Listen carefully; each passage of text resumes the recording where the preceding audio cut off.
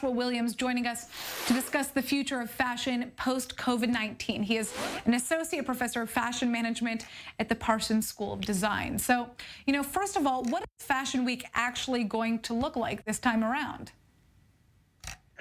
Well, it's still sort of changing. I think the main thing is that people realize that Fashion Week is a time for fashion people to come together and to share ideas and share in creativity and share the new collections. But of course, that just can't happen under the circumstances. So a lot of designers are just trying to find different and more creative ways to do that. And some of them are choosing to do physical shows, and others are doing something online through digital means, and others are simply just foregoing it altogether and trying to think about how they might be able to share their collections in a different way. Right. Well, Fashion Week just is not the same without the crowds. Let's face it. Why are organizers pushing so hard to make this happen?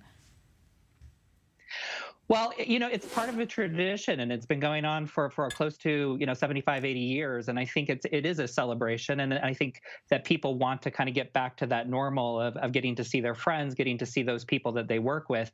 And it's a very collaborative business, and I think that there's this desire to get back. But unfortunately, New York is still pretty much closed to people coming in, especially from other parts of the world, and it's just not going to be the same this year.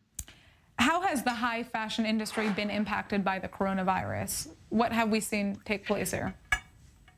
Yeah, so on the luxury end of things, certainly there's been some major changes, but by and large, those who have money still can spend money. There just simply isn't the same reasons to go out and perhaps wear an expensive bag or expensive dress. So there's a little bit less of that.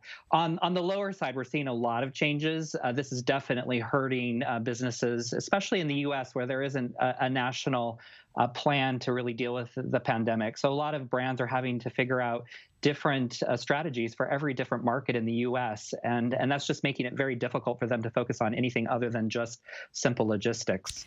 Well, how will COVID-19 impact new trends? Obviously, a lot more people are wearing sweatpants out in public nowadays. I've done it myself. Are we going to see more comfort attire in fashion down the line? Yeah, I think we're going to see two things. I think that people will have this desire to go out and kind of be special and unique and individual. So, dressing up for no reason at all, just to be able to do that. And then on the other hand, I think the more sort of long-term trend we're going to see is a sense of more comfort, the wanting to wear something that feels more comfortable, even at work. We're seeing a lot of companies that sell suits and such are going out of business, like Brooks Brothers went into bankruptcy, in large part because we don't wear suits. So they're going to have to think about what that looks like, once COVID is over. Right. Well, what about fashion consumption? I'm not buying less. I'm not buying as much as before. I'm actually buying less. But are people kind of purchasing more because they just have time to do that? What's happening here? So less so with clothes. We've seen a lot of purchasing of furniture and home goods because people are staying at their homes, so they're putting their money into those types of things.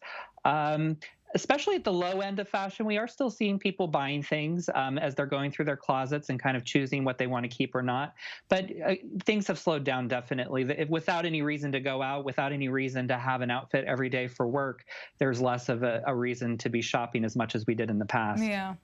All right. Well, we can only hope for the best down the line here. I'm pretty comfortable in my sweatpants, so I'm not going to complain too much here.